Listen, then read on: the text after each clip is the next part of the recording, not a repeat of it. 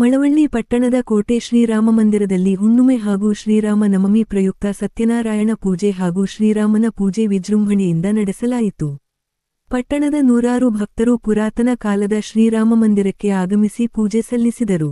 ಈ ವೇಳೆ ಹಿರಿಯ ವಕೀಲ ಸುಬ್ಬಕೃಷ್ಣಮೂರ್ತಿ ಮಾತನಾಡಿ, ಪುರಾತನ ಕಾಲದ ಶ್ರೀರಾಮಮಂದಿರದಲ್ಲಿ 131ನೇ ವರ್ಷದ ರಾಮನವಮಿ ಕಾರ್ಯಕ್ರಮವನ್ನು ವಿಜೃಂಭಣೆಯಿಂದ ನಡೆಸುತ್ತಿದ್ದು, ಅಪಾರ ಭಕ್ತರು ಆಗಮಿಸಿ ಪೂಜೆ ಸಲ್ಲಿಸಿದ್ದು, ಎಲ್ಲರಿಗೂ ದೇವರು ಆರೋಗ್ಯ, ರೈತರಿಗೆ ಸಕಾಲದಲ್ಲಿ ಮಳೆ ಬೆಳೆಯಾಗಲಿ ಎಂದು ತಿಳಿಸಿದರು.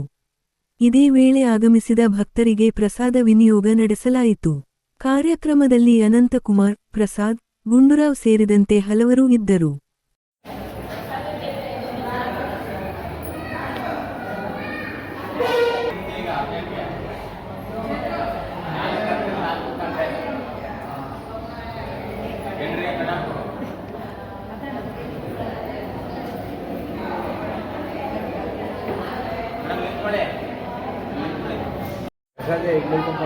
ನಿಮ್ಗಾಗಿದೆ ಅಲ್ಲ ಮದುವೆ? ಬರ್ತೀನಿ.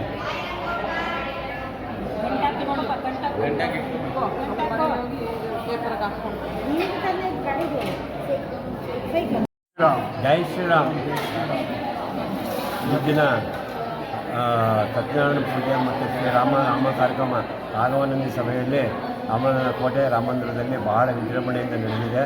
ಮತ್ತು ಎಲ್ಲ ಭಕ್ತಾದಿಗಳು ಸಹಕರಿಸಿ ಸತ್ಯನಾರಾಯಣ ಪೂಜೆ ಮತ್ತು ಶ್ರೀರಾಮನ ದರ್ಶನ ಮಾಡಿ ಪ್ರಸಾದವನ್ನು ಎಲ್ಲ ಮಾಡಿದ್ದಾರೆ. ಇದು ಭಾಳ ಐತಿಹಾಸಿಕವಾದ ಒಂದು ರಾಮಮಂದಿರ. ಯಾಕೆಂದರೆ ಸುಮಾರು 131ನೇ ವರ್ಷದ ಫಂಕ್ಷನನ್ನು ನಾವು ಇಲ್ಲಿ ಆಚರಿಸ್ತಾ ಇದ್ದೀವಿ. ಹಾಗಾಗಿ ಎಲ್ಲರಿಗೂ ರಾಮನು ಆಯುರಾರೋಗ್ಯ ಕೊಟ್ಟು ಮಳೆ ಸಮೃದ್ಧಿಯೆಲ್ಲ ಆಗಿ ಬೆಳೆಯೆಲ್ಲ ಬೆಳೆದು ಚೆನ್ನಾಗಿ ರೈತರಿಗೆ ಅನುಕೂಲ ಆಗಬೇಕು.